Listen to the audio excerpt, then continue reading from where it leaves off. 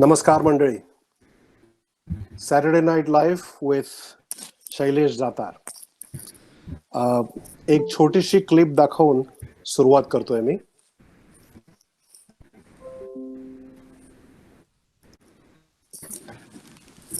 नमस्कार मंडळी. आवाज येतोय का व्यवस्थित सगळ्यांना माझा?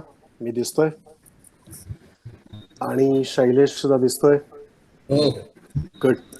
तर मित्र हो, आत्ताच आपण बघितलं शैलेशला नारदाच्या रूपात, आणि त्याने प्रणाम केला नारदाच्या रूपात, आणि आता तो आपल्याला प्रत्यक्ष प्रणाम करतोय.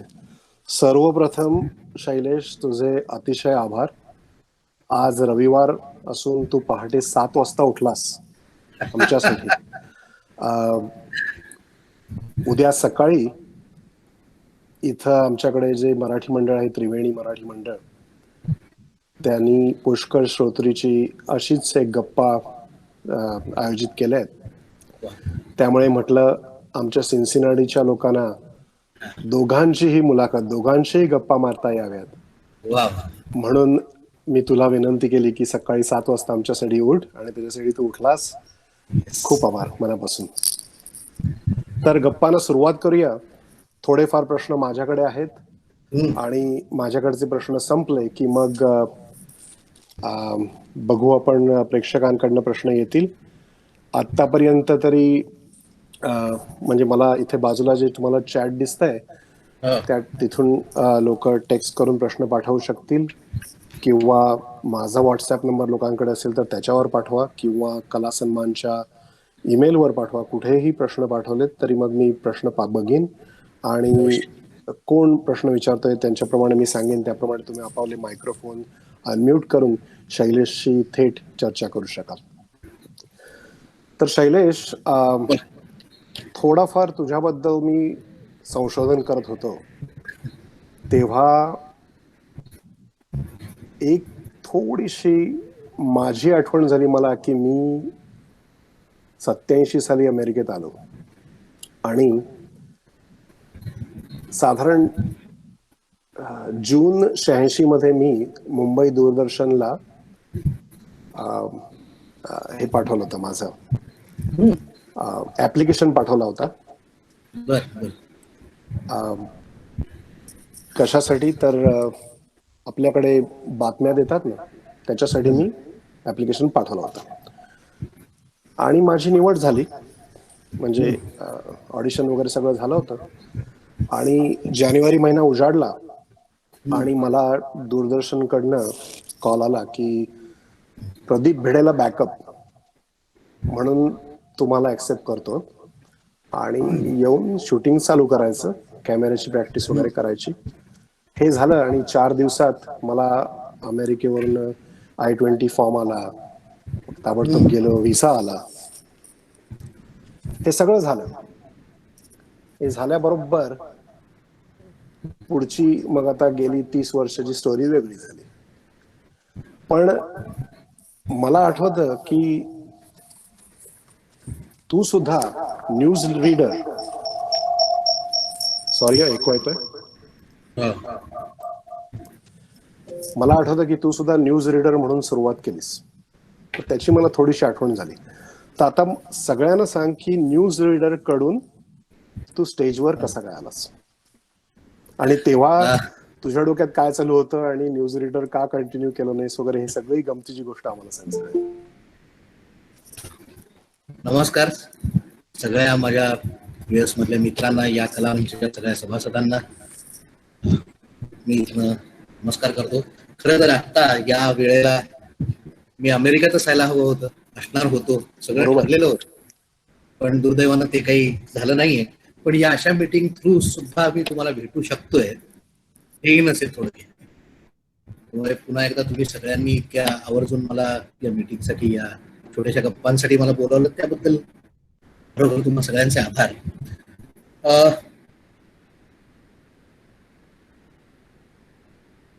वेळेला जस्ट कॉलेज झालं होतं, मी नोकरीला लागलो होतो, आणि खरं सांग, ठीक आहे चालू कर. तर साधारण मी 86-87 ला ग्रॅज्युएशन झाल्यानंतर इमिजिएटली नोकरीला लागलो होतो. खरं तर बातम्या किंवा न्यूज रिडिंग मध्ये, वृत्त निवेदनामध्ये येणे हा तसा अपघात होता. कारण तसं काहीच ठरवलेलं नव्हतं, त्याची कधी क्रेज नव्हती, तसं काही करायचं असं बिलकुल मनात नव्हतं.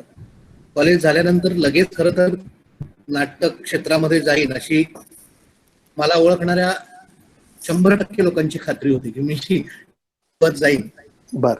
पण त्यावेळेला काही अशा गोष्टी घडल्या आणि अचानक मी नोकरीला लागलो. आणि मग त्यावेळेला अचानक मी मैसूरला कॉन्फरन्सला असताना या दूरदर्शनच्या काहीतरी बातम्यांसाठी मी कुठेतरी ऍड बघितली होती, म्हणून मी टाकली होती अगदी कॅज्युअली, म्हणजे काही मनात नसताना. आणि तिथे बोलावलं, तिथे गेलो आणि त्यांची रिटर्न टेस्ट वगैरे होती, ती फार चांगली पास झालो. मग ऑडिशन मध्ये सिलेक्ट झालो आणि अचानक मला न्यूज रीडर म्हणून म्हणजे सिलेक्टच केलं. आणि ट्रेनिंगवर होतो मी, ऍक्च्युली 3-4 झाले होते. अगदी काही ध्यानीमनी नाही नक्की काय करायचं, न्यूज रीडिंग म्हणजे काय याचाही फारसा अनुभव नव्हता. आणि गणपतीचे दिवस होते मला आठवतंय. आणि 2-3 दिवस मला वाटतं मी 10-11 तारखेला ट्रेनिंगला सुरुवात केली असेल सप्टेंबरच्या. आणि जस्ट काय काय प्रोसेस असते ते बघत होतो. आणि अचानक 14 सप्टेंबरला अनंत चतुर्दशीच्या दिवशी त्यावेळेला विनायक देशपांडे नावाचे एक सिनियर वृत्तनिवेदक होते, ते अचानक येऊ शकणार नाही असं कळलं. आणि मी 3-3:30ला पोहोचलेलो होतो दूरदर्शनला. तर आता काय करायचं, कोण येणार, कसं येणार, कोणाला बोलवायचं वगैरे असं चाललं होतं. प्रदीपला फोन केला, प्रदीप अवेलेबल नव्हता. अनंत भावे तेही सर अवेलेबल नव्हते मला वाटतं, असं काहीतरी चाललं होतं.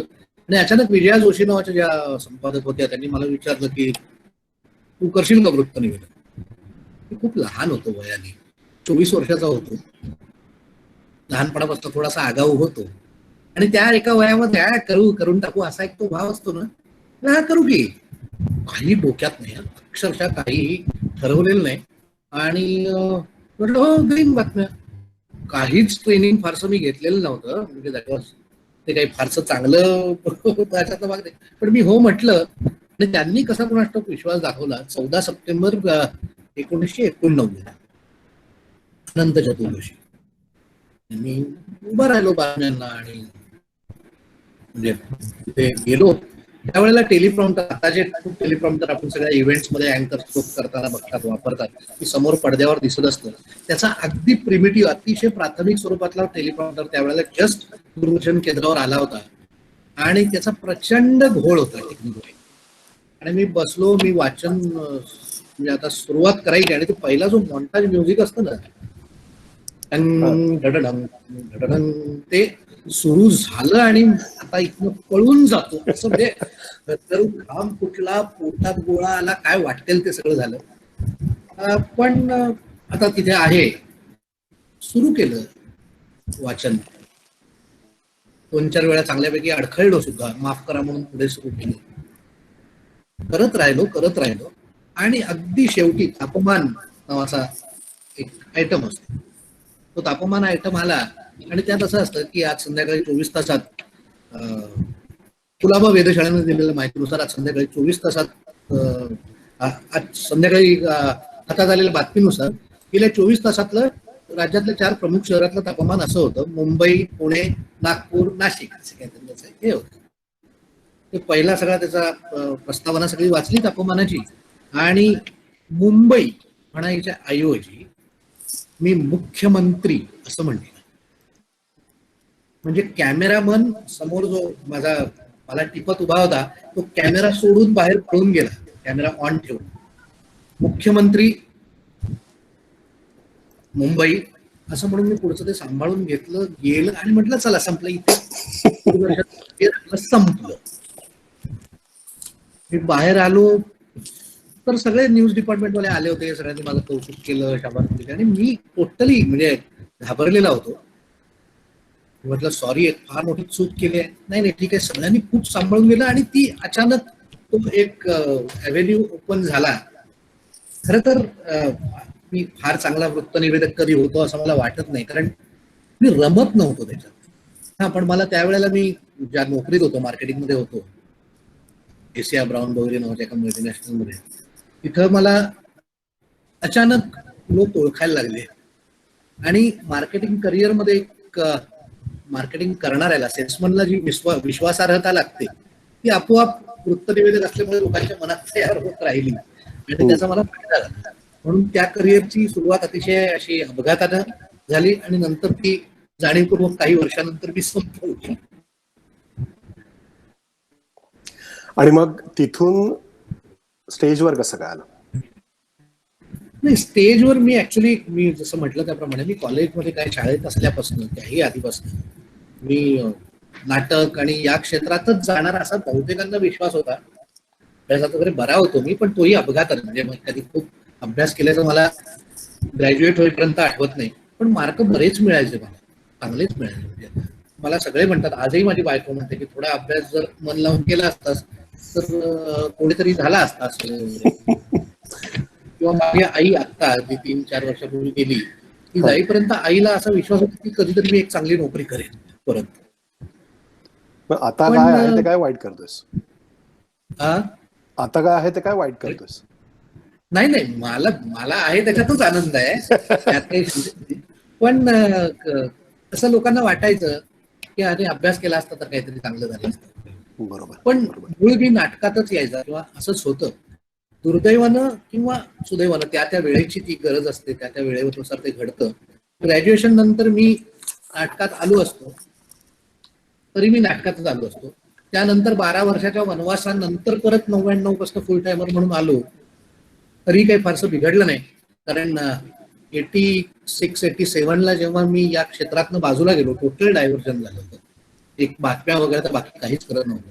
पण त्यापूर्वी कॉलेजमध्ये मी नाटकवाला म्हणून एकाही माझ्या परीक्षांच्या वेळापत्रकात मी चांगले मार्क मिळवलेत, पण मी वेळेवर लेक्चर्सना हजर आहे असं कधीच झालं नाही, कारण मी नाटकातच होतो पूर्ण वेळ. कॉलेजमध्ये असताना सगळं तेच करत होतो.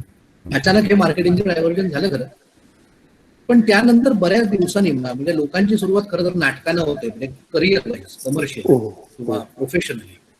पण माझी करिअर थोडी उलटी सुरू झाली. मी आधी बातम्यांमध्येच होतो, मग नंतर मी टेलिव्हिजनमध्येच गेलो आणि मग कमर्शियल नाटकामध्ये बऱ्याच दिवसांनी, बऱ्याच काळानंतर पहिलं माझं कमर्शियल नाटक केलं. हौशी नाटकं मी त्यापूर्वी खूप केली होती, स्वतः प्रोड्यूसही केली होती.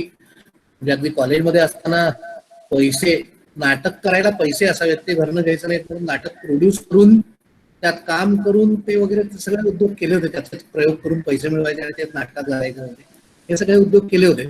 पण प्रोफेशनल पहिलं नाटक माझं खूप लेट, म्हणजे 2000च्या एंडला वगैरे मी केलं. कुठलं ते नाटक पहिलं केलं ते? फार इंटरेस्टिंग नाटक होतं ते खरं तर. त्या नाटकाचं नाव होतं एका काळजाची गोष्ट.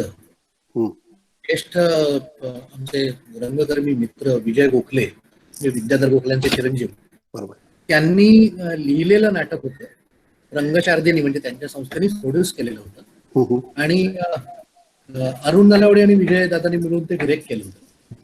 आणि त्यामधली अचानक प्रमुख भूमिका त्यांनी मला का दिली मला माहित नाही. आम्ही कुठेतरी सिरियल्स मध्ये कामं करत होतो एकत्र, पण त्यांनी अचानक मला बोलवून दिले. आणि इन्सिडेंटली आता पहिली क्लिप पराग तू दाखवलीस नारदाची, बरोबर, ती पहिली भूमिका माझी नाटकातली ती सुद्धा नारदाचीच होती. बर. खूप इंटरेस्टिंग गोष्ट होती त्या नाटकाची की भगवान विष्णूंच्या पोटात दुखायला लागतंय आणि ते म्हणतात की मला माझ्या खऱ्या भक्ताचं काळी जाणून दिलं तरच ही पोटदुखी थांबेल. नारद म्हणतो मी आणतो आणि तो पृथ्वीवर येतो आणि मग खूप शोधाशोध, खूप वेगवेगळ्या घटना त्यात थपडा खात खात खात शेवटी असं लक्षात येतं की कोणीच देत नाहीये त्याचं काळीज. आणि मग विष्णू येऊन सांगतो की अरे तू स्वतःला माझा सगळ्यात मोठा भक्त समजतोस ना नारदा, मग तू का नाही देत? तू काही देतो असं म्हटलं पण नाहीस तू. थोडक्यात त्याची हे झीज तसा होता की सगळं लोकांनी करावं असं म्हणतो, आपण थोडीशी सुरुवात करायला काय हरकत आहे, असा खरं तर एक साधा पण सिरियस थॉट होता, पण अतिशय वेगळ्या पद्धतीनं मांडलं गेलेलं. खूप धमाल कॉमेडी असलेलं आणि सर्व प्रकारचं संगीत असलेलं, म्हणजे अगदी प्रॉपर ऑर्गन तबल्यावरची नांदी, साक्या, दिंड्या, अभंग, कव्वाली, रॉक, नाट्यसंगीत अशा सगळ्या प्रकारची गाणी असलेलं नाटक होतं ते. ज्ञानेश पेंढारकरचं अतिशय सुंदर म्युझिक होतं आणि जे अतिशय प्रतिथ यश आणि मोठे मोठे कलावंत आहेत ते त्यामध्ये अगदी छोट्या छोट्या भूमिकांमध्ये होते. मी आणि अरुण नलावडे प्रमुख भूमिकांमध्ये होतो. अरुण नलावडे 5 भूमिका करायचे त्याच्यामध्ये आणि मी नारदाची. आणि त्यामध्ये संतोष जुवेकर, संतोष मयेकर आमचा अतिशय गुणी मित्र जो गेला काही वर्षांपूर्वी, जितेंद्र जोशी, अंशुमन विचारे, ही मंडळी तर होतीच. एक एक दोन दोन वाक्यांच्या एंट्रीज होत्या त्यांच्या, पण अफलातून कामं करायचे. म्हणजे ते आले की टाळ्या घेऊन जाणार असे रोल्स करायचे ते. आणि अद्वैत नादरकर हा आजचा खूप मोठा नट, मोठा दिग्दर्शक, हा सुद्धा त्याच्यात अगदी छोटे 4-5 रोल करत असे. पण या नाटकाने खूप शिकवलं, कारण एकतर या सगळ्या लोकांचा सहवास दिला. सगळे भयानक म्हणजे बॉम्ब आहेत हे लोक सगळे टॅलेंटचे, आणि खूप मजा करायची. खूप या लोकांनी प्रेम पण दिलं, कारण त्यांच्यात वयानेच फक्त मी सिनियर होतो. कमर्शियल नाटकांमध्ये या लोकांची 2-2, 3-3 नाटकं झाली होती बऱ्याचशा, पण माझी झाली नव्हती. पण खूप मला छान ट्रीट केलं, आणि त्यांच्या सहवासाने मला खूप मोकळेपणा आला स्टेजवरचा. आणि अर्थात अरुणदादा बरोबर होतेच, त्याच्यामुळे विजयदादा दिग्दर्शनाला होतेच. खूप मजा केली. ज्ञानेश पेंढारकर काम पण करायचा त्याच्यामध्ये, आणि ज्ञानेश पेंढारकरने माझ्याकडनं त्या नाटकात खूप सुंदर गाऊन घेतलं. खूप सुंदर असं. मी स्वतः म्हणणं बरोबर दिसत नाही, पण ते मी म्हणतोय म्हणून नाही. त्यावेळेला नाट्य परिषदेचा, अखिल भारतीय नाट्य परिषदेचा गणरंग पुरस्कृत पुरस्कार दिला जात होता, अजूनही दिला जातो बहुतेक, सर्वोत्कृष्ट गायक नटासाठीचा. तो पुरस्कार मला मिळाला होता त्यावर्षी. शाबास.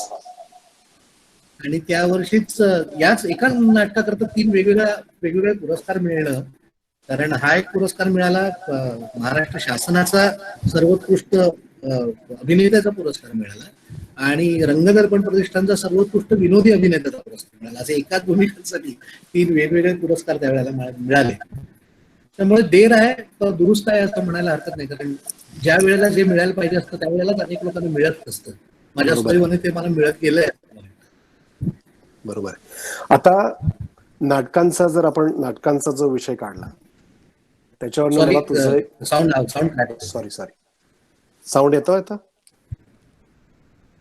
हा बोल, थोडा अडकतोय. येतोय आवाज माझा व्यवस्थित? हा हा. तर नाटकांचा जो विषय काढला ना आपण, मला तुझं नाटक आठवतंय, बॅरिस्टर मध्ये तू काम केलं होतंस. तर तेव्हा विक्रम गोखलेंबरोबर काम केलंस ना? हो. हा. थोडासा अनुभव सांग ना, विक्रम गोखलेंबरोबर काम करायचं म्हणजे. आता मला त्यांनीच थोडस दिग्दर्शन केलं तुझं होतं ना? कमी ऐकू येतंय, म्हणजे तुटक ऐकू येतंय, पण मला मुद्दा कळला. I just repeat what you want to know. बॅरिस्टरचा विक्रम गोखले या एका बलाढ्य माणसाबरोबरचा आणि त्या नाटकाचा एकंदर अनुभव काय, असं तुला विचारायचं. बरोबर बरोबर बरोबर. येतोय ना तुम्हाला? हो, मला येतोय ना आवाज? येतोय व्यवस्थित.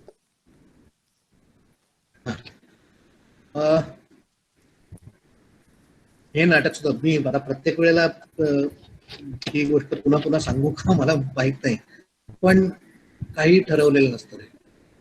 अचानक होतं. मी एक दिवस, म्हणजे आता ज्या महादेव सिरियलचा क्लिप दाखवलीस, हॅलो, बरोबर. त्या सिरियलच्या पायलटच्या शूटिंगला मी पनवेलला 8-9 रात्री शूट करत होतो. पायलटचं शूटिंग होतं त्यावेळेला. बाकीचं सगळं वातावरण वेगळं होतं, प्रोडक्शन वेगळं होतं, माझी भूमिका पण वेगळी होती. बरोबर. आणि मी तिकडे शूट करत होतो, आणि रात्री 11 वाजता मला विक्रम गोखलेंचा फोन आला. विक्रम काकांशी बऱ्यापैकी माझे संबंध होते, कारण 2-3 मराठी मालिकांमध्ये मी एकत्र म्हणजे त्यांच्याबरोबर काम केलं होतं. आणि त्यांचं तसं जनरली जी नवीन लहान मुलं कामं करत असतात त्यांच्यावर प्रेम असतंच, आणि ते त्यांना खूप असे सांभाळून आपल्या पंखाखाली घेतातच. तर त्यामुळे माझा संपर्क होता मध्ये मध्ये. तर त्यांनी मला फोन केला आणि म्हणाले, काय करतोयस? म्हटलं असं असं शूटिंग करतोय. कधी येणार आहेस परत?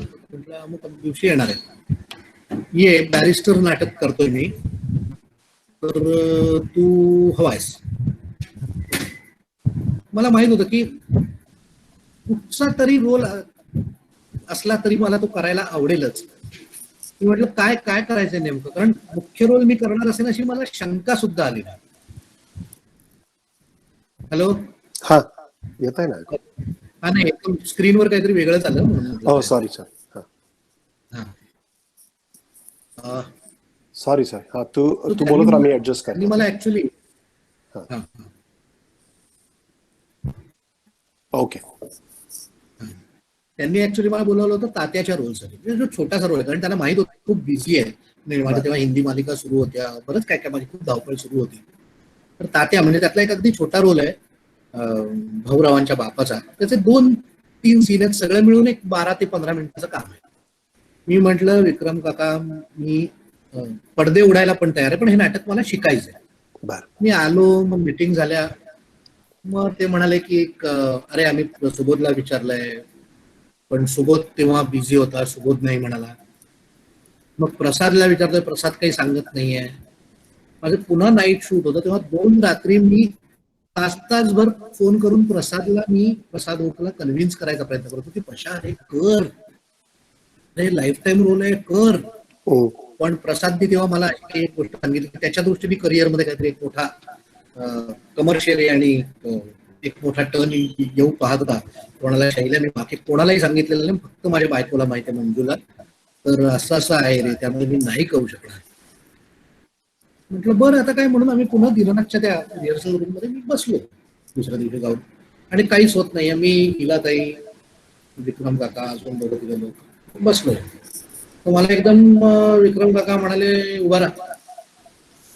उभा राहिला. असं बघितलं, म्हणाले बस खाली बस. म्हटले हे काय आहे, काय असं काय? तर म्हणाले नाही नाही, तूच करायचा बॅरिस्टर. आणि मी म्हणजे इतका मी म्हणजे काही ते रजिस्टर होण्याच्या स्थितीतही नव्हतो. म्हटलं अच्छा का, हो पण मला जमेल, पण तुला माझ्यावर विश्वास आहे, खूप करूया असं म्हणून ते नाटक माझ्या पदरात. आणि मग त्यानंतरचा अनुभव हा मी आयुष्यभर जपून ठेवीन असाच आहे. आणि त्याच्याबद्दल जितकं बोलेन तितकं कमी. आपली 1 मीटिंग काय 10 मीटिंग कमी पडतील. पण विक्रम काकांनी एक एक गोष्ट ज्यांना त्यानंतर मला वाटतं बहुधा, मला एक्झॅक्टली आठवत नाही, त्यानंतर मी त्यांना डॅडच म्हणायला लागलो, आणि तेही मला अशाच पद्धतीने ट्रीट करत राहिले कायम. त्यांनी खूप खूप दिलं, म्हणजे तो तर एन्सायक्लोपीडिया आहे. ते जितकं देखील त्यातलं 1% आपल्याला मिळालं आणि जमलं सादर करायला तर खूप होईल अशी परिस्थिती आहे.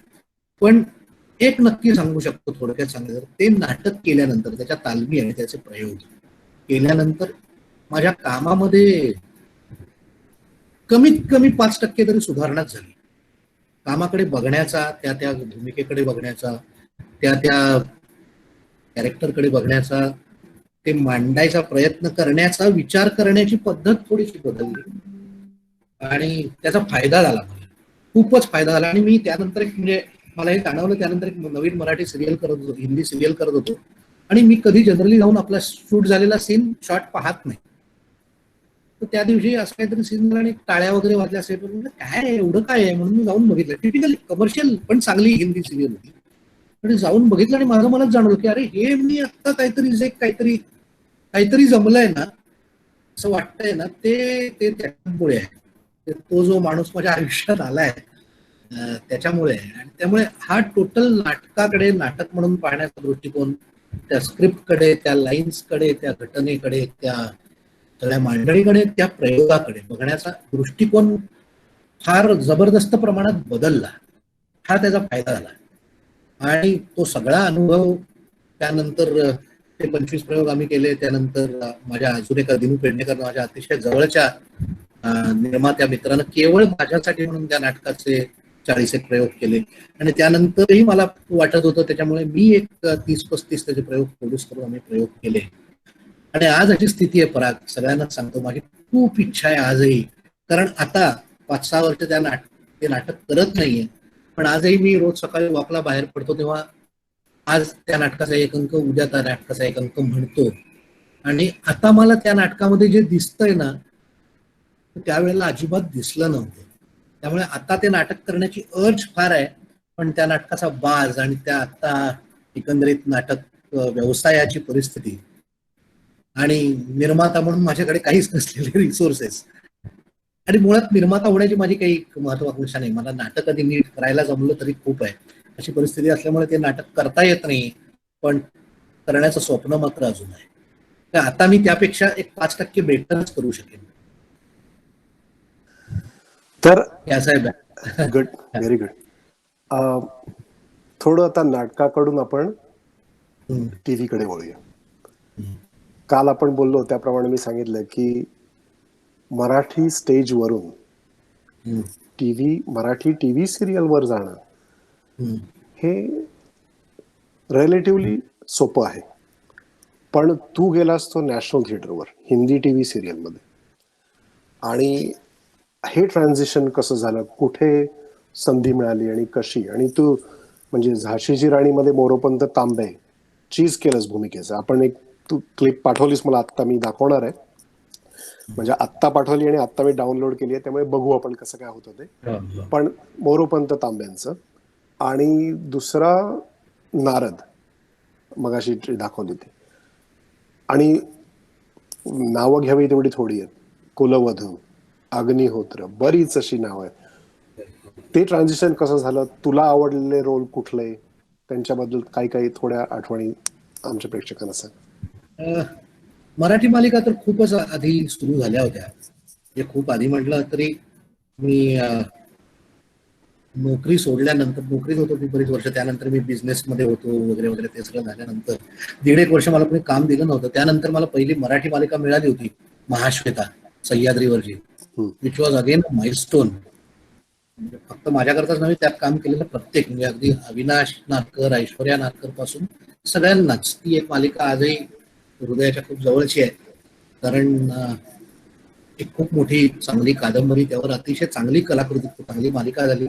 हृदयनाथांचं, साक्षात हृदयनाथ मंगेशकरांचं टायटल ट्रॅक आणि म्युझिक आलं होतं, आणि साक्षात लताबाईंनी ज्याचं टायटल सॉन्ग गायलं होतं, अशा मालिकेत काम करायला मिळणं हीच खूप मोठी गोष्ट आहे. ती मिळालीच होती. त्यानंतर मराठी मालिका खूपच करत होतो. म्हणजे मला आठवतंय, जेव्हा झी मराठी, अल्फा मराठी सुरू झालं, तेव्हा वीकली असायचे शोज फक्त, आणि सोमवार ते शुक्रवार सर्व दिवस माझी रोज एक मालिका असायची.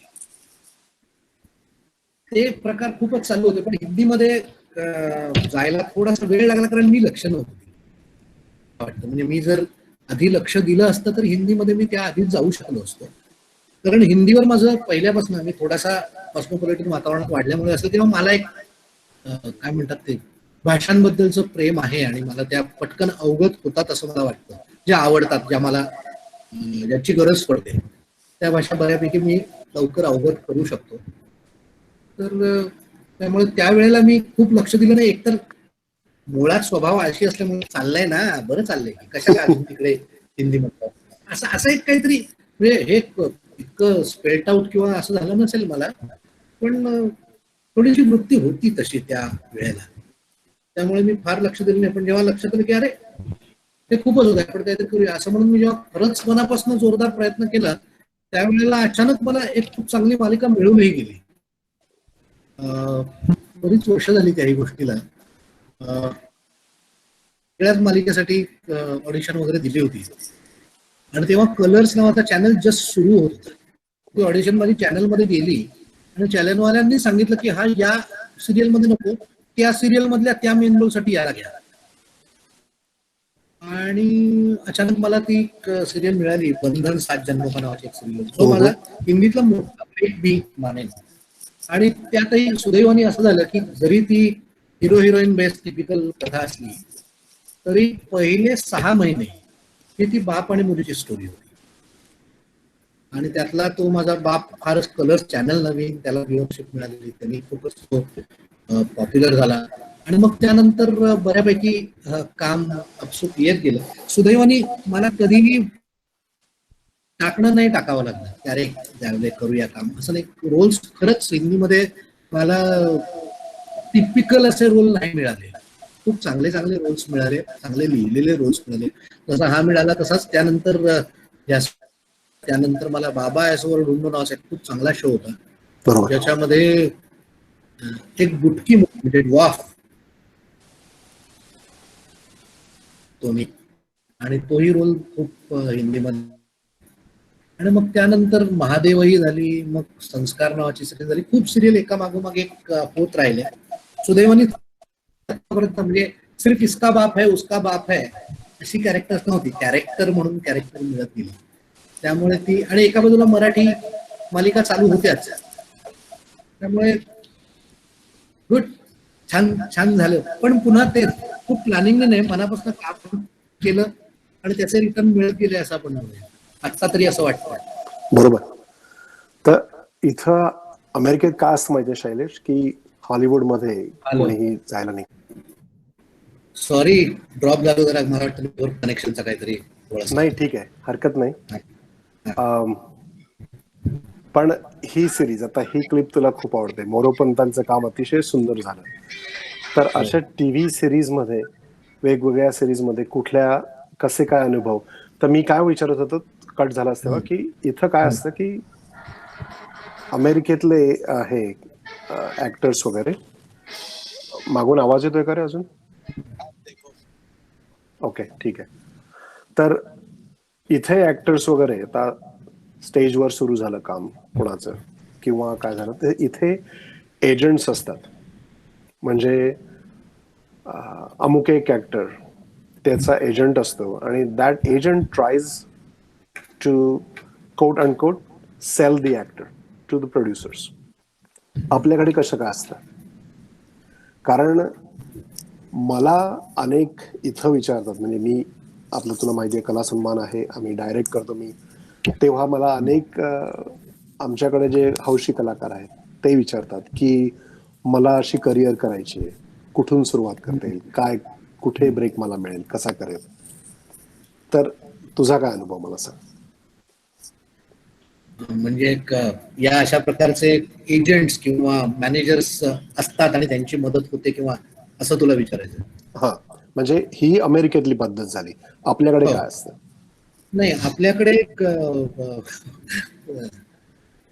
आपली मुळात ही जी आमची इंडस्ट्री आहे ना, त्याला इंडस्ट्रीचा दर्जा नाहीये, पण इंडस्ट्री म्हणण्याचा प्रघात आहे गेली अनेक वर्ष. इंडस्ट्री सारखं काहीच नाही याच्यात. वी आर रेग्युलरली इरेग्युलर असं म्हटलं जातं. One of the most disorganized industry could be. इतकी डिसऑर्गनाइज्ड आहे. त्याची आपल्या आपल्या व्यवस्था असतातच. म्हणजे पाडगावकरांनी कवितेत म्हटल्याप्रमाणे त्या पसाऱ्यातही आपली एक व्यवस्था असते, तो भाग वेगळा. पण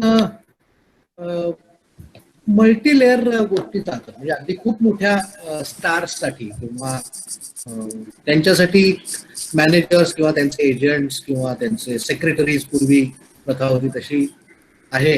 म्हणजे फिल्म्समध्ये फार पूर्वीपासून होतीच ती. पण आज मराठीमध्येही ती अनेक लोकांचे मॅनेजर्स वगैरे असतात. पण ते खूप मोठ्या कलावंतांसाठी बिझी किंवा त्यांच्या नावावर विकलं जातं काही, त्या लोकांकडे असतात. त्यानंतरचा एक खूप मोठा असा एक भाग येतो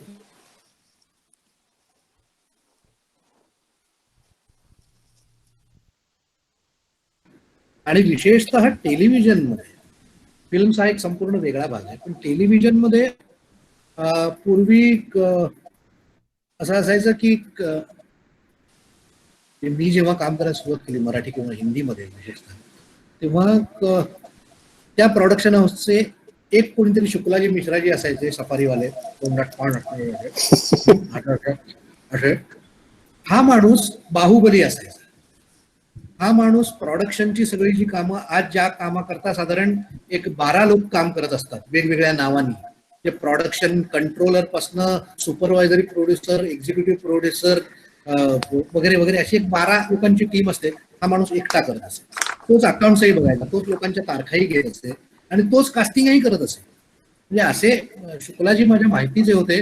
त्याने मला एक एक दोन एक सीनच्या अनेक रोल्ससाठी अनेक वेळेला हिंदी सिरियल्स मध्ये कुठे कुठे कास्ट केलेलं आहे. वहाँ बेटा पहुंचे महबूब स्टूडियो में, वहाँ एक कैरेक्टर है, सुबह 10 बजे पहुंचे, 4 बजे छोड़ता. ही एक जमात त्यावेळेला अस्तित्वात होती, जी आता नामशेष झाली. कारण आता काहीच काम न करण्यासाठी 6 माणसं असतात टेलिव्हिजन इंडस्ट्री, की जे काहीच काम करत नसतात. ते फक्त इकडची मेल तिकडे पाठवणं आणि तिकडची मेल इकडे पाठवणं एवढीच काम. पण त्यानंतर एक कास्टिंग डिरेक्टर्स नावाचा एक बोलबाला सुरू झाला. आधी कास्टिंग कोऑर्डिनेटर्स असायचे, जे फ्रीलान्सर कास्टिंग करायचे, आणि मग त्या त्या कंपनीमध्ये काही कास्टिंग सुरू झाली. त्यांची कास्टिंग डिरेक्टर म्हणून एक कोर्स झाली आणि आता कास्टिंग कंपन्या अस्तित्वात आल्या. हे सगळे मिळून करतात काय आपापल्या लेव्हलवर. कास्टिंगचा एक प्रोजेक्ट घेतात. मग त्यांच्याकडचा डेटाबेस जो त्यांनी वेगळ्या कंपन्यांमध्ये काम करत असताना उचलून आणलेला असतो, त्यानुसार ते लोकांना बोलवतात, ऑडिशन्स घेतात.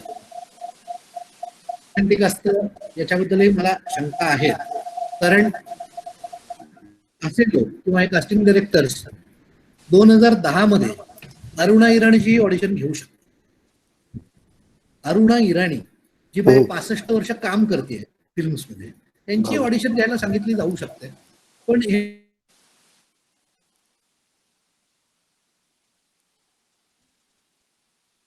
त्यामध्ये हे कास्टिंग डिरेक्टर्स, कास्टिंग कोऑर्डिनेटर्स या लोकांचा खूप बोलबाला आहे. त्यांचे चॅनलमध्येही कनेक्शन्स असतात, जे प्रोडक्शनकडनं टर्नकी बेसिसवर एखादं प्रोजेक्ट घेतात की याचं सगळं कास्टिंग आम्ही करतो. काही खूप मोठ्या चांगल्या कंपन्या आहेत, मुकेश छाबराची कंपनी आहे किंवा कास्टिंग बे सारखी कंपनी आहे, या ज्या टेलिव्हिजन्स वेब सिरीजचं कास्टिंग हे करत असतात. बाकी टेलिव्हिजनचं कास्टिंग कास्टिंग डिपार्टमेंट मधले त्यांचे लोक असतात, त्याबरोबर बाहेरही दिलेलं असतं. पण आता असं झालंय की काम करायचं असेल ऑडिशनला आणि ऑडिशन चांगली दिल्यानंतर ती त्या लोकांपर्यंत पोहोचून त्यांनी तुम्हाला चॅनलमध्ये पाहून मग ते सिलेक्शन, अशी ती खूप लांब लचक आणि काही काळानंतर ज्यातलं आपल्याला काहीच कळत नाही काय होतंय, अशा प्रकारची ती प्रोसेस आहे. पण ठीक आहे, it's part of the game. So पण आजही सगळ्यांना ऑडिशन्स द्याव्या लागतात. जर अरुणा इराणींना ऑडिशन द्यावी लागत असेल तर कोण शैलेश जातात आणि कोण काय? म्हणजे आता मला फार वाईट वाटत नाही, परत कारण अडकला रे परत. हा, येतोय का आवाज? नेटवर्क अडकलं. हा आता हा, आवाज येतोय ना माझा? हा, म्हणजे आता तू मला जो काय अनुभव, तुझा प्रश्न मध्ये मध्ये कट होतो त्यामुळे एक्झॅक्ट कळत नाही. हा नाही, आता येतोय व्यवस्थित? आता आवाज येतोय माझा? थोडा अडकतोय. अच्छा अच्छा, ते हा बोल. थोडाफार मला वाटतं इंटरनेट लेझर स्पीडचा फरक फ्रेम. पडतोय. हा, कारण तुझं सुद्धा स्क्रीन फ्रीज होतोय. आहेस का रे?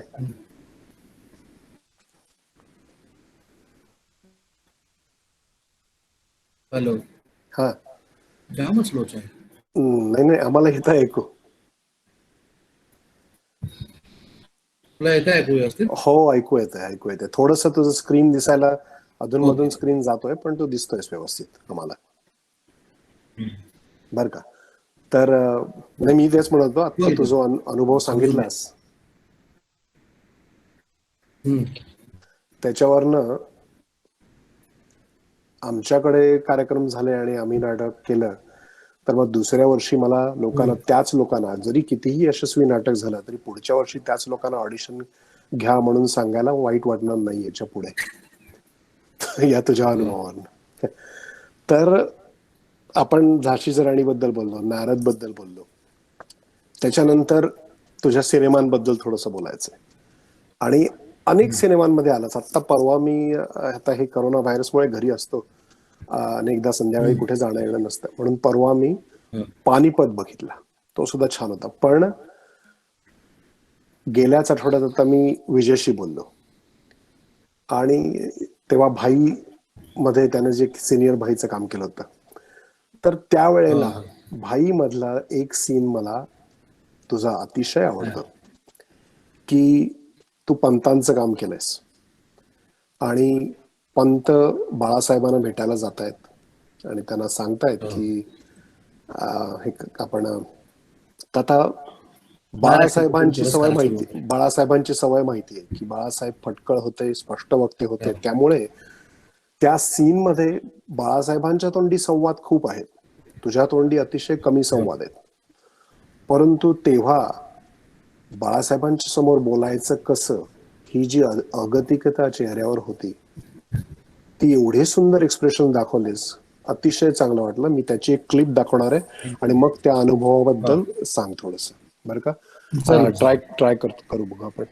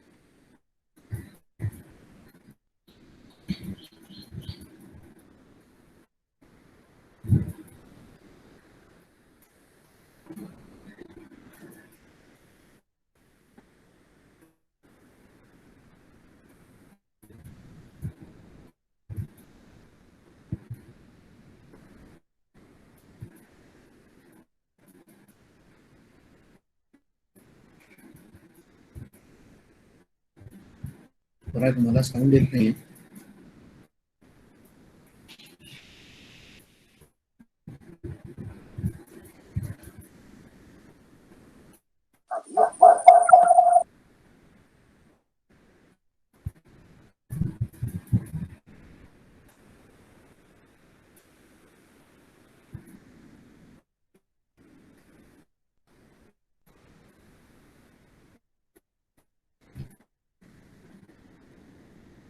साऊंड गेला साऊंड. नाही म्हटलं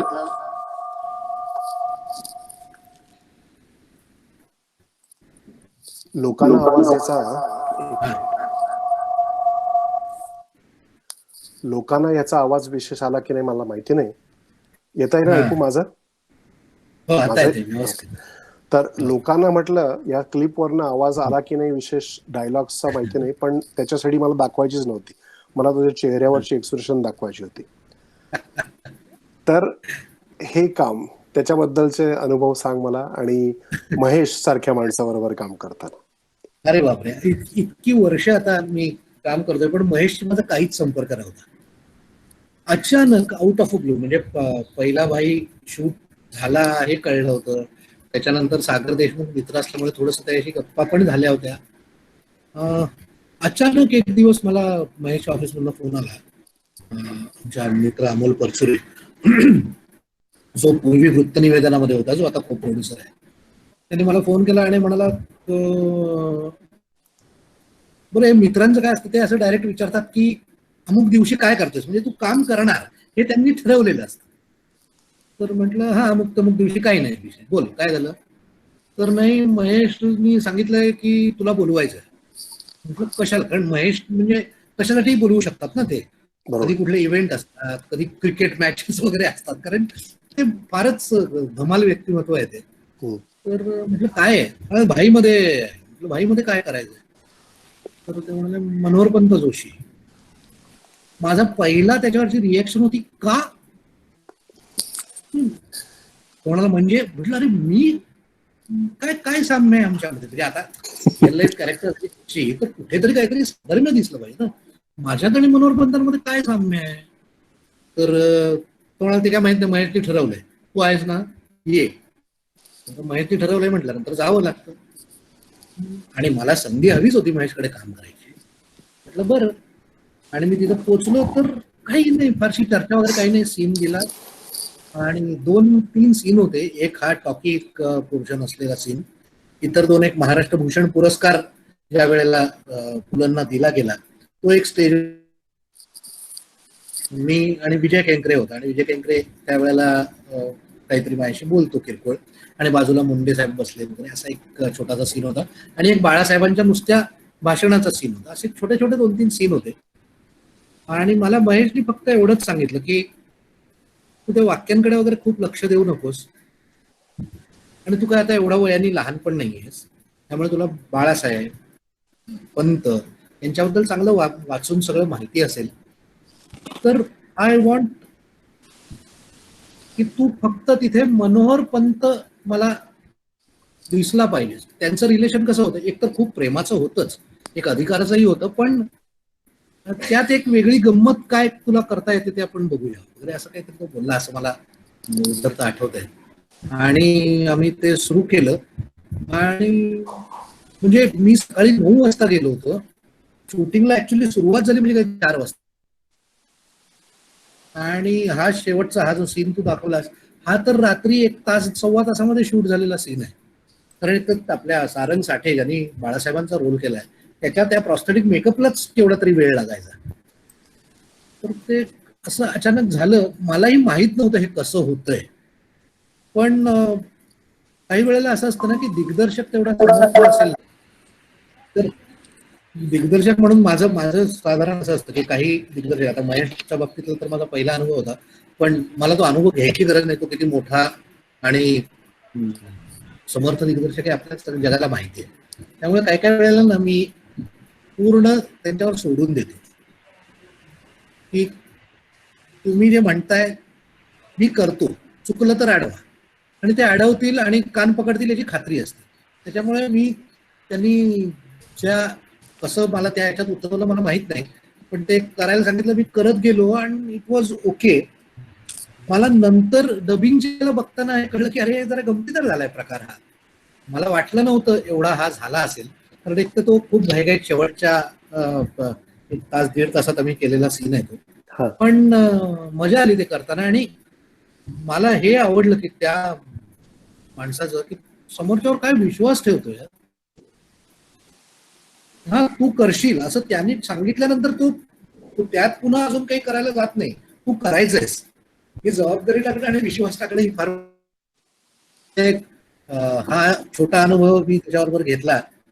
आता बघते म्हणजे लॉकडाऊनच्या अगदी 2 दिवस आधी आमची एक मीटिंग झाली, ज्याच्यात आमचं बोलणं झालं की एक चांगली फिल्म आम्ही एकत्र त्याच्याकडे डिक्लेअर नाही केलेलं ते, पण आमची नुसती बोलणी झाली आहेत. तर होप की आता अजून काहीतरी सबस्टॅन्शियल काहीतरी भक्कम असं काम महेशकडे करायला आणि शिकायला मिळेल.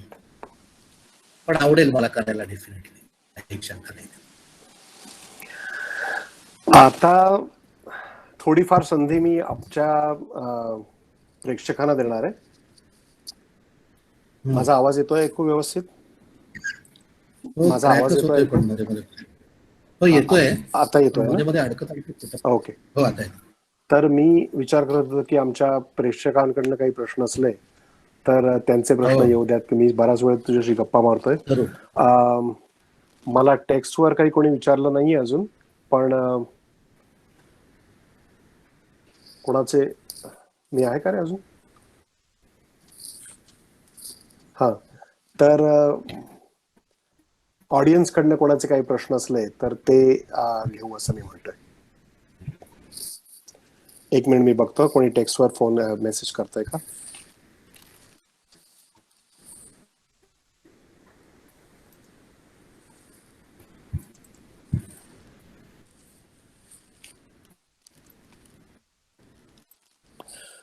बर, तोपर्यंत आपण हे करू की इथं आता तू अश्रूंची झाली फुले घेऊन येणार होतास. सॉरी, अश्रूंची झाली फुले घेऊन इकडे येणार होतास. 10 एप्रिलला हा कार्यक्रम होणार होता. म्हणजे आता आज 18 तारीख, म्हणजे तुम्ही सगळेजण यावेळी हो अमेरिकेत असतात आणि गेल्या विकेंडलाच तर गुड फ्रायडेला ते झालं असतं. आता अश्रूंची झाली फुले हे कानेटकरांचं एवढ्या वर्षानंतर पुन्हा नाटक बाहेर आलं. सॉरी. म्हणजे थोडासा तुझाही अनुभव त्याच्याबद्दल सांग. सुबोध बरोबर काम करताना कसं, कारण मला वाटतं रमेश भाटकरने सुधाला आल्याचं काम केलं होतं आणि मग हो त्याच्यानंतर हे रिवाईव्ह केलं तुम्ही नाटक पुन्हा, अश्रूंची झाली फुले, ज्याची मला वाटतं सुरुवात झाली सुबोधच्या मूव्ही नंतर, बरोबर? म्हणजे ती आयडिया आली, तर त्याच्याबद्दल सांग लोकांना.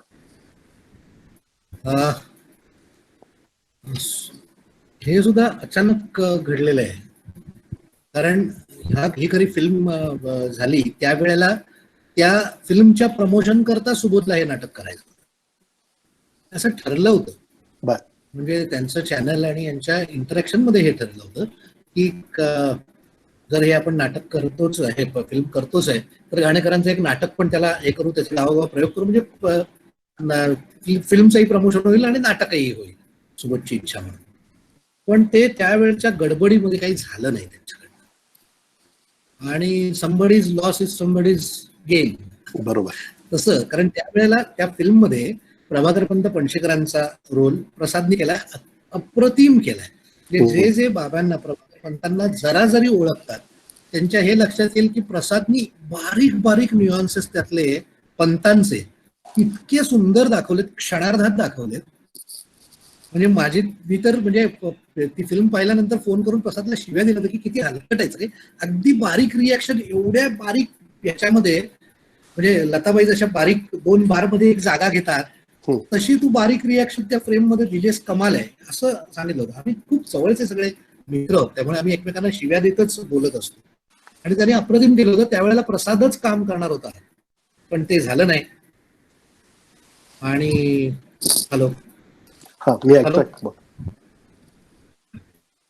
आणि मग हे नंतर कधीतरी हे करायचं ठरलं तेव्हा प्रसाद करणार का नाही करणार का, मला प्रतिमा कुलकर्णी आमच्या दिग्दर्शिका, ती मला भेटली होती एका नाटकाच्या प्रयोगाच्या वेळेला. तेव्हा तिने हळूच मला कानात विचारलं होतं काय करतोयस. म्हटलं नाही, आता मी फ्री होते कारण माझी सिरियलही संपत आली होती आणि मोकळा असणार होतो. नाटक करायला अशी संधी अदरवाईज मिळत नाही. काहीतरी करत, शूटिंग करत, तालमीला जाणं वगैरे असं आतापर्यंत तसंच केलंय. म्हटलं काय नाही, नाटक हे सिरियल पण संपते, तर काही असलं तर सांग, वेळेला सांगते, पण बघूया प्रसादचं काय होतंय.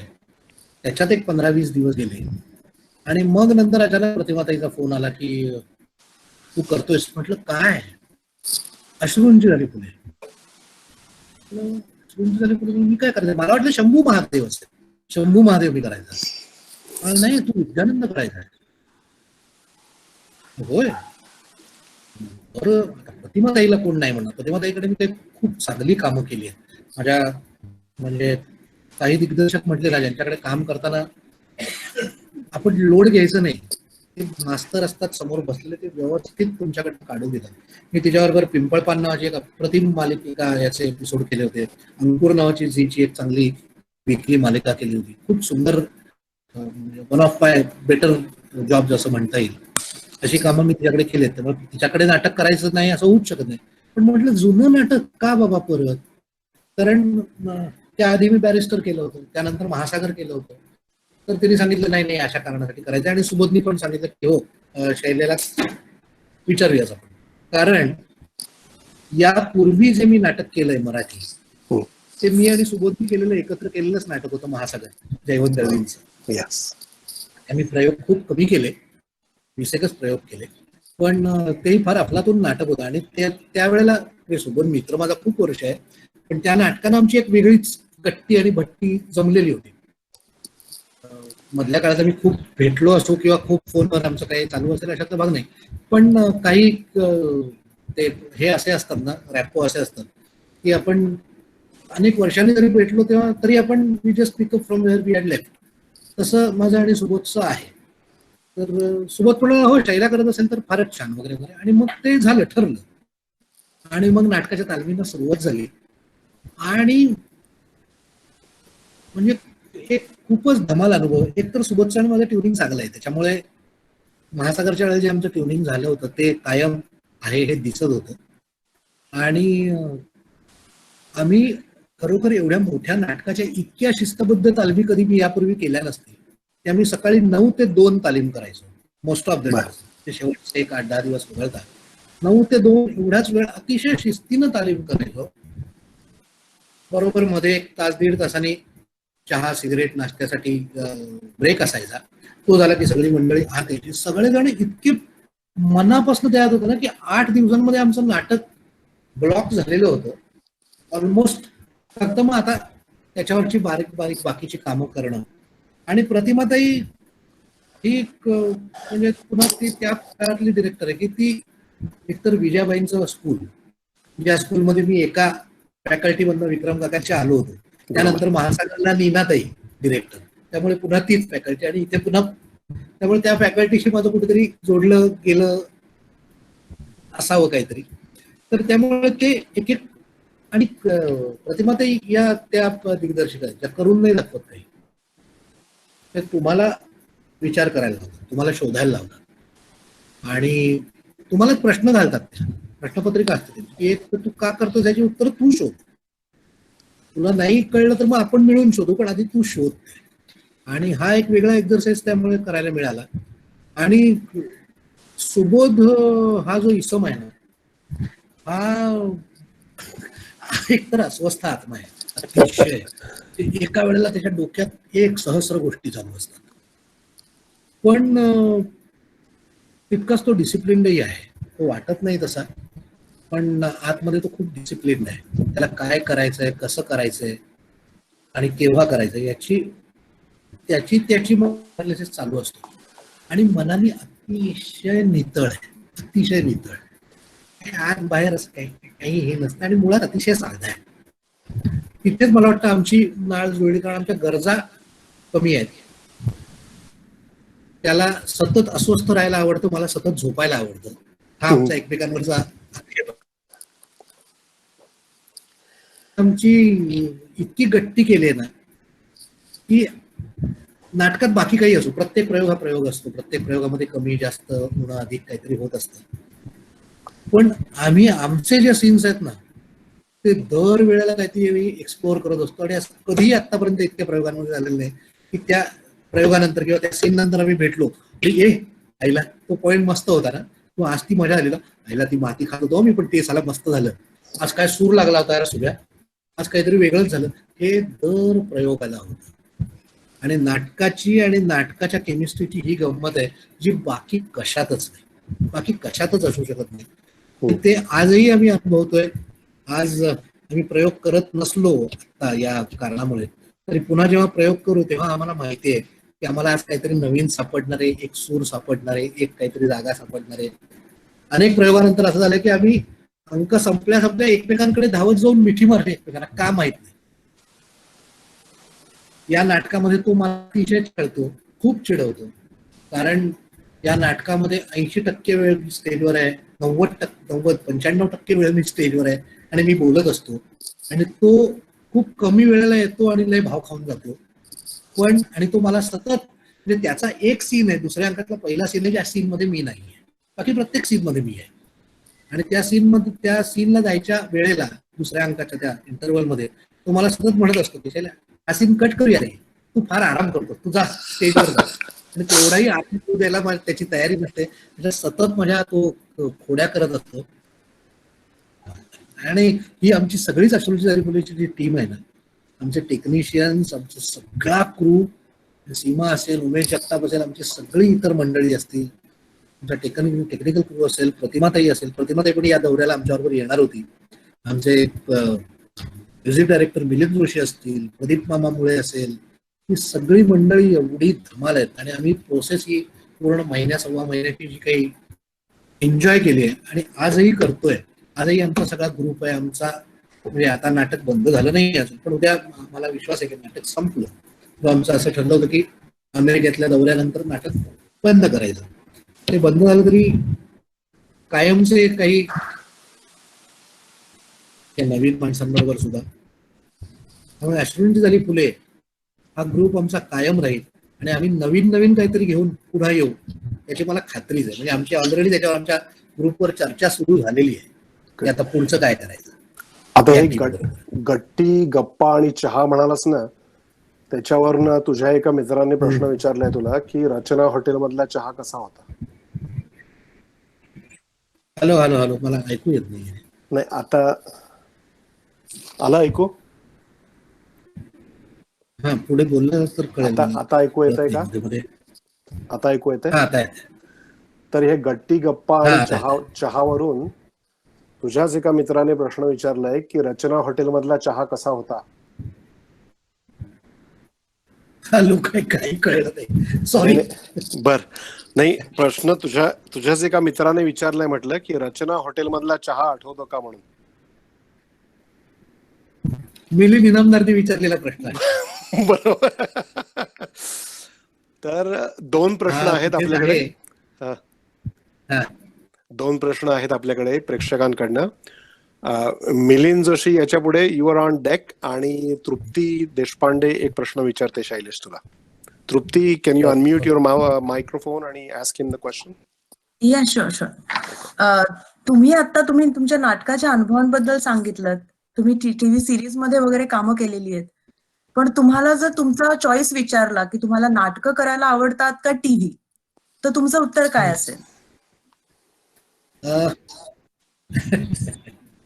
अ, मला दोन्ही करायला खूप आवडतं. मला नाही चॉईस करता येणार, कारण म्हणजे केवळ कमर्शियल बघितलं तर टेलिव्हिजन मधनं पैसे आहेत. तुमचं आयुष्य मार्गी लागण्यासाठी टेलिव्हिजन फार उपयुक्त असतो आणि तुम्हाला चांगलंच काम करायचं असतं तिथेही. उगाच अशा कोणी याच्यात राहू नये की टेलिव्हिजनला काही फार मेहनत करायला लागत नाही, ते काय असंच असतं, असं बिलकुल नाहीये. टेलिव्हिजनने आजपर्यंत मला काय, सुबोधला काय, प्रसादला काय, आम्हा सगळ्यांना जगवलं जर कुणी असेल तर ते टेलिव्हिजनने आहे. त्यामुळे टेलिव्हिजन करायला आवडतं आणि मला रोज काम करायला आवडतं बरं. त्याच्यामुळे टेलिव्हिजनला मला रोज जाऊन काम करावं लागत असेल तर मला त्यात काही वाटत नाही. मी काही त्या अशा लोकांपैकी नाही की हम थोडा काम करेंगे लेकिन वगैरे वगैरे, असं काही नाहीये.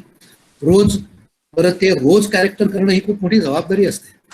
बरोबर. या कॅरेक्टर बरं, एका वेळेला 3-3 सिरियल करत असताना यातलं त्यामध्ये येणं परवडत नसतं, करू शकत नसतो आपण. त्यामुळे ती जबाबदारी आहे. त्यामुळे टेलिव्हिजन तर आवडतोच. नाटक हे जास्त आपल्या इंटरनलाइज ज्या गोष्टी झाल्यात ना, त्या रिफ्रेश करण्यासाठी त्याचा जास्त उपयोग होतो. कारण नाटक ही तालीम जास्त असते आणि प्रयोग कमी असतो. तुम्ही आतमध्ये जास्त त्याच्यावर अजून विचार करू शकता. आजचा प्रयोग उद्यापेक्षा खूप वेगळा होऊ शकतो. टेलिव्हिजनला ती शक्यता थोडी कमी असते, पण तेच तेच रोज करणं हाही एक खूप मोठा एक्सरसाइज आणि खूप मोठे टास्क आहे. त्यामुळे मला असं वाटतं की या गोष्टींमध्ये चॉईस करणं फार म्हणजे शक्यच नाही, कारण त्या दोन्ही गोष्टी तितक्याच जवळच्या आहेत. थँक्यू. मिलिंद जोशी. अरे बुवा, नमस्कार साक्षात शैलेश. साक्षात. नमस्कार. बोला बोला. अच्छा, माझा प्रश्न हा आहे शैलेशला आणि विशेषतः आपल्या सगळ्या प्रेक्षकांसाठी म्हणून सुद्धा आहे, कारण की खूप चोखंदळ प्रेक्षक आहेत असं मला दिसतंय. आणि नमस्कार कानविंदे थोडा सर. मोठ्याने हा, ऐकू येतंय शैलेश? हा, काय हा, मला प्रश्न असा आहे की विशेषतः आपल्या या सगळ्या प्रेक्षकांसाठी आहे, कारण की खूप चोखंदळ प्रेक्षक आहेत आणि आपण जरी मित्र असलो, आपण एकत्र अश्रूंची झाली फुले केलेलं असलं तरी काही गोष्टी बोलायच्या राहूनच जातात. त्यातली ही एक गोष्ट आहे की तुला काव्याची आणि संगीताची खूप चांगली जाण आहे, हे मी तुझ्या एकूण कामातनं बघितलंय, किंवा बोलताना सुद्धा तू अनेकदा अनेक कवितांचा उल्लेख करत असतोस आणि उत्तम गाणी तू ऐकलेली आहेस आणि तू आवडीने गातोस सुद्धा अनेकदा. तर मला प्रश्न असा विचारायचा आहे की एक अभिनेता म्हणून ही सांगीतिक आणि साहित्यिक जाण असल्याचा तू उपयोग नक्की कसा करून घेतोस, आणि विशेषतः काम करत असताना असा काही अनुभव तुला आठवतो का सांगायला?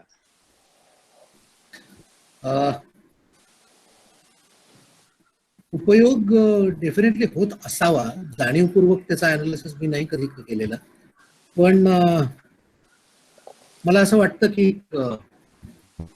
साहित्य, काव्य असेल, कुठल्याही प्रकारचं साहित्य असेल, कुठल्याही भाषेतलं असेल, त्याची जाण, त्याची आवड आधी आणि त्याची जाण असणं आणि संगीताचा कान असणं, याचा कामामध्ये उपयोग होत असणार काहीतरी नक्की.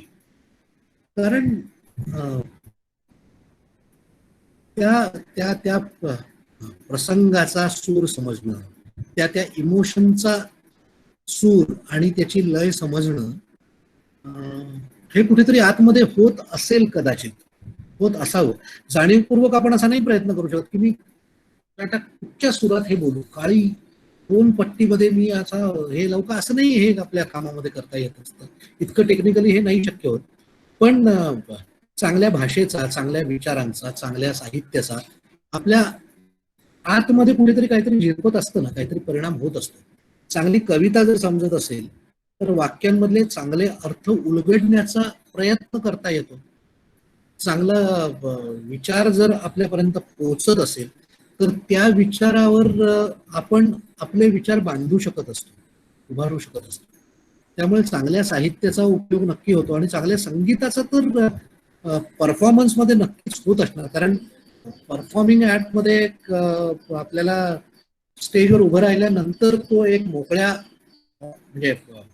स्टेजचा एक सूर असतो, एक भरलेल्या ऑडियन्सचा निशब्दाचा एक सूर असतो आणि त्याच्यामध्ये आपल्याला काहीतरी शब्द टाकायचा असतो, तर त्या सगळ्याचा कुठेतरी फील घेऊन ते टाकणं जास्त परिणामकारक होण्याकरता उपयोगी पडत असेल असं मला वाटतं. जर तुम्हाला ते भान असेल, अव्यक्तपणे असेल किंवा नकळत असेल, तर त्याचा उपयोग नक्की होतो असं मला वाटतं.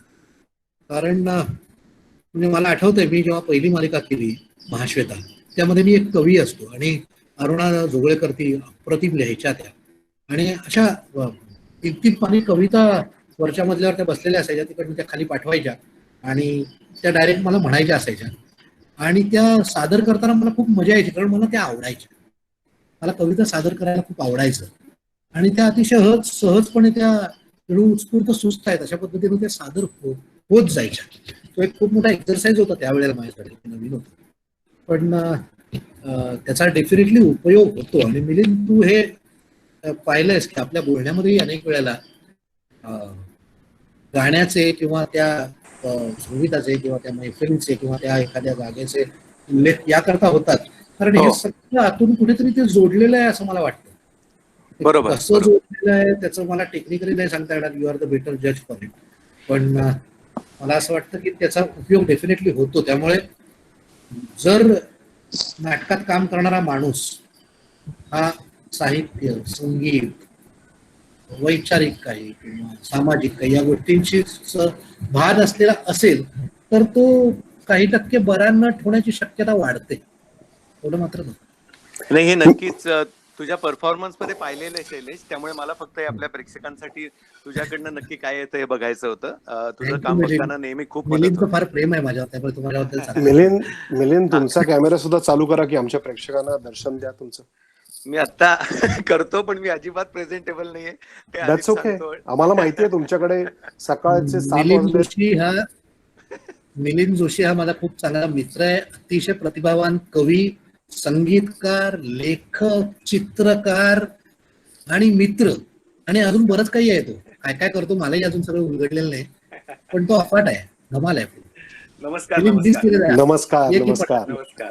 हा, आता कसं सर्वांना नमस्कार. शाबास. डॉक्टर कानविंदे, खूप चांगला उपक्रम आहे हा. थँक्यू. आणि थँक्यू सो मच. मी आता परत म्यूट करतो आणि ऐकतो पुढचं. Okay. Thank you. Okay. Thank you Shailesh. आता बाकी लोकांकडनं आणखीन प्रश्न येईपर्यंत शैलेश तुला विचारतो, आता नवीन प्रोजेक्ट्स कुठले चालू आहेत?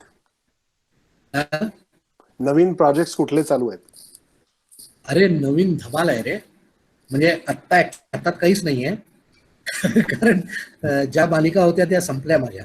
बरोबर. अमेरिकेला येणार म्हणून त्यातनं बाजूला झालोच होतो. बरोबर. म्हणजे सुदैवानं दुर्दैवानं त्या दोन्ही मालिका, म्हणजे एक मालिका संपली आणि एक मालिका सुरू होती, त्याचा 10 वर्षाचा लीप होते, त्यामुळे त्यातनं आम्ही बाजूला झालो. परंतु 2-3 अतिशय इंटरेस्टिंग प्रोजेक्ट पाईपलाईन मध्ये होते, जे अमेरिकेहून आल्यानंतर तात्काळ सुरू करायचे होते. ते कदाचित सुरू व्हायला अजून थोडासा वेळ लागेल, पण एक अतिशय एक्साइटिंग नाटक अनुवादित आहे, पण फार मोठं आहे, आणि मीच त्याचा अनुवाद केलेला आहे आणि मीच त्यातला रोलही करेन. ते लवकरच मे बी सप्टेंबर-ऑक्टोबर मध्ये आम्ही घेऊन येऊ.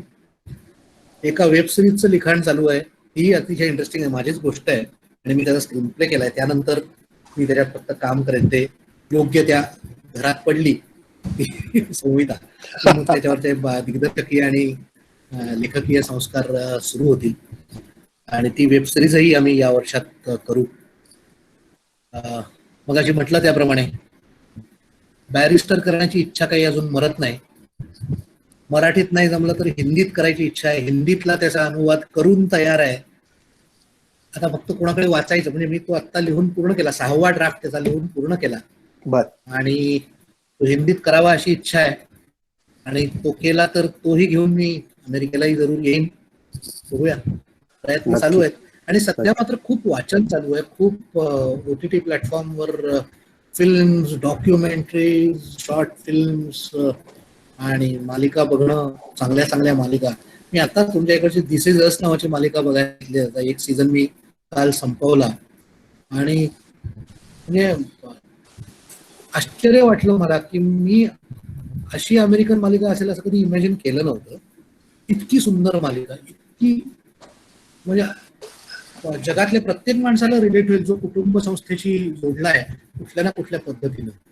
भारतीय मनाला तर फारच इथे पोहोचेल इतकी सुंदर मालिका आहे. आणि ती अमेरिकन आहे याच्यात तर अजूनही माझा विश्वास बसत नाही, कारण आमच्या मनात सतत अमेरिकन फॅमिलीज बद्दल काहीतरी भलतंच भरवलं गेलंय की त्या ब्रोकन फॅमिलीज असतात, त्याच्यात काही आई बापांमध्ये, मुलांमध्ये, भावंडांमध्ये काही असे फार रिलेशन नसतात, त्या खरे आपल्याकडेच रे वगैरे असं काही नाहीये. माणूस म्हणून संवेदना, भावना ते सगळं सारखंच आहे खूप, हे त्या मालिकेने मला जाणवून दिलं. त्यामुळे ती मालिका आता बघतोय आणि या 2 नाटकांवर आणि त्या वेब सिरीजवर मात्र काम जोरात चालू आहे. हे लॉकडाऊन संपता संपता एखादी हिंदी मालिका नवीन सुरू करेन, बोलणी झाली आहेत. महेशचं पिक्चरही कदाचित होईलच, तेही खूप इंटरेस्टिंग वेगळं पिक्चर असेल. असं वेगवेगळ्या लेवलवर कामं चालू आहेत, लिखाण चालू आहे, ऐकणं चालू आहे. क्लासिकल ऐकतोय भरपूर, वाचतोय भरपूर. खूप चांगले चांगले क्रिस्टोफर हिचिन्स नावाचा लेखक वाचायला मी काढलाय दुसऱ्यांदा, जो एथिस्ट होता आणि खूप चांगला स्पीकर होता. त्याच्या एका खूप मोठ्या गाजलेल्या त्याच्या शेवटच्या पुस्तकाचं भाषांतर करण्याचा खूप प्रयत्न करून शेवटी एका लायक माणसाला आता दिलेलं आहे. त्याच्यावर एक मोनोलॉगही करेन, हिंदी मराठी दोन्ही, असं वाटतंय. असं चालू आहे. कृष्णावरचा एक खूप चांगला कार्यक्रम मी पूर्वी करत असे, त्या कार्यक्रमाचं पुनर्लेखन चालू आहे. हो. आता नाटक सिनेमाबद्दल खूप बोलतो आपण. नाटक सिनेमा व्यतिरिक्त शैलेश जातारला काय आवडतं? सॉरी, आवाज आला? माझा आवाज येतोय का? थोडं तो मायक्रोफोन थोडा वर घेऊन कर, म्हणजे तो क्रॅक नाही. मी तुला विचारलं की नाटक आणि सिनेमा याच्याबद्दल आपण खूप बोलतो, पण नाटक आणि सिनेमा व्यतिरिक्त शैलेश जातार या माणसाला काय आवडतं आणखी? नाटक सिनेमा या व्यतिरिक्त गाणं, संगीत, इंडियन क्लासिकल म्युझिक फारच आवडतं. आणि इंडियन सगळ्या प्रकारचं म्युझिक आवडतं. वेस्टर्न म्युझिकशी माझा अजून तेवढा हे नाही जोडला गेला, चित्रपट संगीत वगैरे. पण म्युझिक आणि पुस्तकं, माझ्या घरात प्रचंड प्रमाणात पुस्तकं आहेत आणि मी सतत विकत घेत असतो. आणि आता घरी जागेची रिस्ट्रिक्शन असल्यामुळे, बायकोनी फतवा काढल्यामुळे मी आता पुस्तकं घेत नाही, पण किंडलवर प्रचंड प्रमाणात वाचत असतो. सतत रोज न चुकता वाचन चालूच असतं आणि मला विषयाचं कसलंही बंधन नाही. म्हणजे माझ्या इथल्या कपाटामध्ये डेव्हिड बांदाची आणि पांडुरंग शास्त्री आठवले पण एका बाजूला असतात आणि इरावतीबाई पण असतात आणि क्रिस्टोफर हिचिन्स पण असतो आणि म्हणजे काय वाटेल ते असू शकतं एका बाजूला. नवीन ऋषिकेश गुप्ते आणि गडकरी मास्तर शेजारी आहेत माझ्याकडे, आणि प्रणव सखदेव सारखा लेखक आणि सौमित्र बाऊल आणि गौरी देशपांडे हेही एकत्र आहेत. त्यामुळे वाचन ही एक आवड मोठी आहे माझी. म्हणजे कुठला एखादा लेखक जास्त आवडतो, असं लेखिका जास्त आवडते, असं काही आहे का? असं काही नाही, मला जे आवडेल ते मी संग्रही ठेवतो आणि ते माझ्याकडे हिंदी पण खूप आहेत. दुष्यंत कुमार सारख्याचा एक संग्रह पण आहे माझ्याकडे, निदा फाजली पण आहे आणि असं एक गंमत आहे माझ्याकडे. शैलेश, आपण 1.5 तास बोलतो, मी थोडं आता आवरायला घेतो. हा, पण मला जाता जाता एक प्रश्न विचारायचा आहे की if you had your way, dream role तुझा कुठला करायचा आहे का?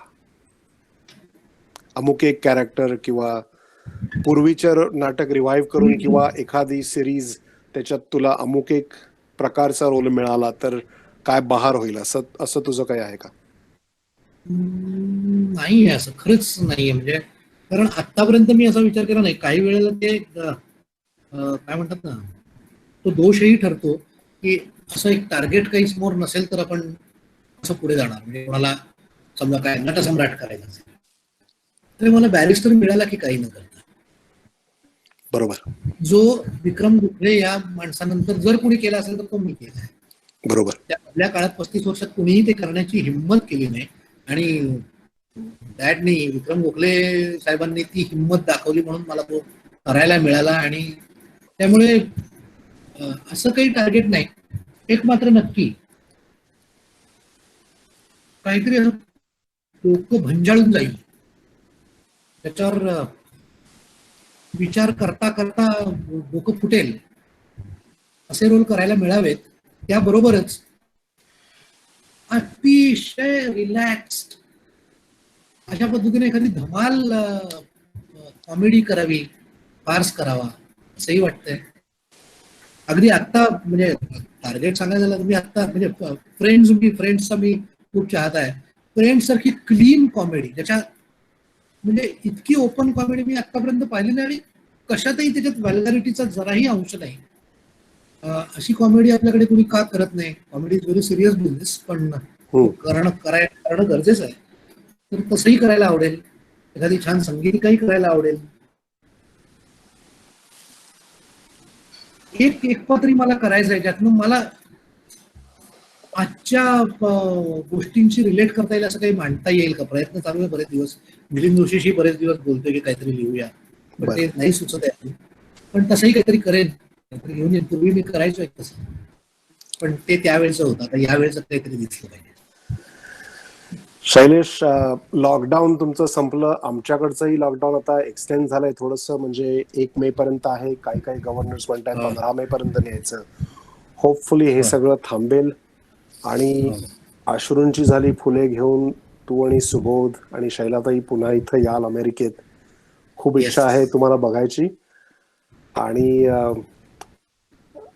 गप्पा खूप झाल्या, छान मजा आली. सॅटर्डे नाईट लाईव्ह म्हणून इथं आता तू अमेरिकेतले शो पाहतोस म्हणून मी तुला सांगतोय की गेली जवळजवळ बरीच दशकं 25-30 वर्ष सॅटर्डे नाईट लाईव्ह म्हणून एक इथे न्यूयॉर्क वरनं 10:30, 11:30ला कार्यक्रम चालू होतो. तो असा धमाल कॉमेडी.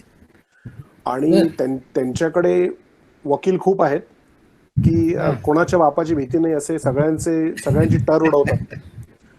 आणि अगदी प्रेसिडेंट पासून आणखीन सगळ्यांची टर उडवतात. आणि त्याप्रमाणे म्हणजे प्रेसिडेंटचं काम करणार दुसरा कोणीतरी त्याप्रमाणे एक नट शोधून काढतात. तर तसं मी त्यांचं टायटल वापरलं आणि आज मी म्हटलं Saturday night live with Shailesh Jatar. पण खूप मजा आली. आणि खरंच पुन्हा एकदा सांगतो की रविवारी सकाळी 7 वाजता तू आमच्यासाठी उठलास. खूप आभार मानतो तुझे. आणि एकतर आमच्या नटांना आम्हाला रविवार वगैरे काही नसतो ना. रविवार हा आमचा धंद्याचा शनिवार आहे. बरोबर. त्यामुळे तसं काही अडचण नाही. आणि सध्या रोजच रविवार असल्यामुळे आज थोडं वेगळं झालं इतकंच, बाकी काही फार अडचण नाही. त्यामुळे I was so happy to join you all. आणि मला खूप बरं वाटलं की सगळेजण हे ऐकतायत आणि इतका मान देत आहेत, इतकं प्रेम देत आहेत. अश्रूंची झाली पुढे घेऊन नक्की येतोय आम्ही पुढच्या वर्षी 2021ला फेब्रुवारी-मार्च मध्ये. आणि धमाल करूया आणि पुन्हा काहीतरी घेऊन येऊच. जरूर प्रेम असू द्या. जरूर बोलू. Thank you Parag. Thank you very much. Thank you Kalamanch. Thank you. Good night. Good night.